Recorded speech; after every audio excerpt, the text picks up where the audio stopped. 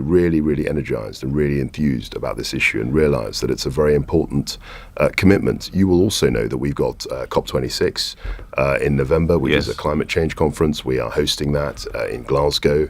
It's a time when the eyes of the world will be on us, and we're providing leadership, and I think that's a really good thing for this country. Back to your business brief.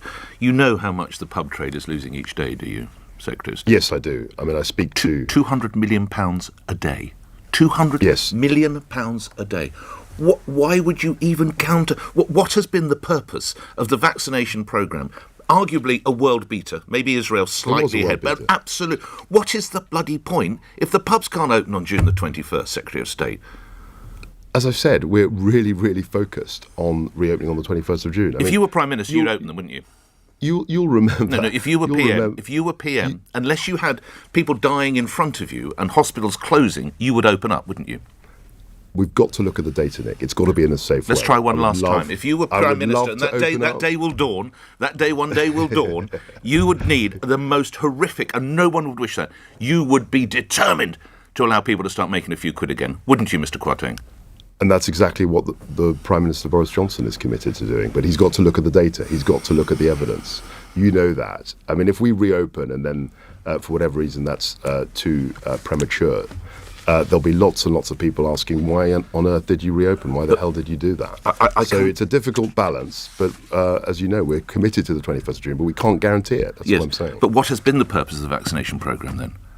If we're one of the best in the world, why? I mean, in America, as I'm sure you're aware, most of the United States, the bars are open, people in restaurants, everything's fantastic. We have a world-beating vaccination programme, but we're still kept in solitary confinement. Well, things are opening up. I mean, I was just in a restaurant yesterday for the first time in about 8 months inside. So things are opening up. And your data about the pub and hospitality trade is true, but actually the position has improved. When I took over the job in January, people were saying to me, we don't have a roadmap, we don't have any support, we're totally shut, and the situation was really, really dire. I think the situation is improving, but you're quite right, it'll be much better if we can hit the 21st of June and open up in the way that we said we would. OK. Some of my listeners are concerned and a little confused. I wonder, you've mentioned the Prime Minister. Can I take you back to almost 12 months ago? This is July last year. It is my strong and sincere hope that we will be able to review the outstanding restrictions and allow a more significant return to normality from November at the earliest, possibly in time for Christmas. And then we moved to November of last year. I really am assured now that things will look and feel very different indeed after Easter. But with luck and with hard work, we will be seeing improvements before then. Mr. Kwarteng, why should we believe a word your government says? Well, a lot of things have happened since the Prime Minister made those remarks in November, and you've referred to it. The big difference has been the vaccine rollout. In November, we didn't have anyone who'd been vaccinated, or very, very few, as I remember. Today, we've administered something like 60 million jabs. 38 doesn't million seem to help the pubs and the tourists and the theatre trade, does it? Well, it does. Well, it doesn't, Mr. Kwarteng. Imagine if you were planning a wedding. Well, imagine if you had a son or daughter and you were planning their wedding.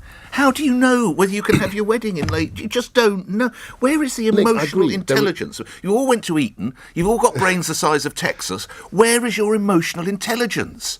Nick, I know it's a very, very difficult situation, but the situation today is much better than it was 6 months ago. We've got a vaccine rollout. People are taking that. We've reopened bits of the economy. We can now socialise indoors. There are still some restrictions, but there are a lot fewer than there were 4 months ago. And I'm really, really positively hopeful that we can reopen on the 21st of June. Let's talk about other matters, not necessarily lighter matters. Matt Hancock is, quotes, under mounting pressure to explain why the government failed to protect care home residents at the outset of the COVID pandemic. How much pressure do you think Mr. Hancock is under? Is he still fit for purpose? I think Matt has done a very good job under extremely difficult circumstances. People with relatives and care homes might not agree, Mr. Kwarteng, but do go on. Look, it was a very difficult situation, and my heart is. I'm appalled actually at the number of deaths. I think we're all struck by that. But, and my own colleague, as you know, Nadim Zahawi in the business department, I mean, he lost an uncle to the coronavirus. We've all been affected by this. Indeed. As far as Matt is concerned, I think he was health secretary at a difficult time. He was a health secretary where we had a pandemic, the like of which we hadn't seen for 100 years. He was 100% committed to saving lives. He provided leadership. He worked 20-hour, 21-hour days and was completely committed to that. Now, I can't hand on heart say that we got everything right. I don't think any politician in the world can say that they got everything right. But he did a very, very good job, but not with securing the vaccine rollout. Come on, Mr. Kwarteng. Care Holmes slipped through. He didn't do it deliberately. Of course he didn't do it. But he got that calamitously wrong, did he not? So what he said about that was that we had to build a capacity. We had to build testing capacity. And some people might say that we didn't do that quickly enough. I think he did it effectively.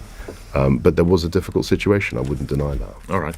Just lastly, I don't know whether you've had sight of this. You feature in a story in today's Daily Mirror in that a crucial report into the use of the so-called fire and rehire tactics by firms is gathering dust, claims the paper. Ministers ordered a review by the Advisory Considering Arbitration Service, also known as ACAS, into the practice where employers impose big pay cuts. The findings were submitted to you, or your department, I should say, in February. Here we are as almost the last knockings of May. Nothing's been done. Why? We're coming out with a report where we commissioned it, as How you long said. does it take? And we want to publish it as soon as we can. There's been lots of things going on. I mean, of course, we had the PERDA period. We had local elections. What? And your before, colleagues can't work during PERDA period? No, but of course they work, but there are restrictions on what you can publish. This is people's livelihoods, Mr. Kwarteng. I know. It's a very serious issue. And I've said that we've got to publish this thing. I mean, my stance is always, publish these things as soon as you can, and that's what we're trying to do. The department said, says the paper, it needed time to fully consider evidence in the report. Well, thank God you weren't in charge of the Normandy landings. Your department would still be planning them, wouldn't they? I don't think we would. I think we'd. Are you going to go there this morning, bang a few desks, and say, what the hell is going on with this report? I have been very, very keen to stress to the department that we've got to publish reports. I'm always one for transparency. Give me a date. I think that. Give me a date. When's this going to be published? I think it'll come out at the beginning of June, and if it hasn't come out in the first 2 weeks of June, then you can hold my feet to the fire on that. Thank you very much for your time. If you get any time off this weekend, I hope you enjoy it. Thank you for appearing on the show. That's Kwasi Kwarteng, who is, of course, the Business, Energy and Industrial Secretary, appearing here on LBC. All right, coming up after the news, the conversation will continue. We will stay with the story concerning those restrictions possibly not being eased.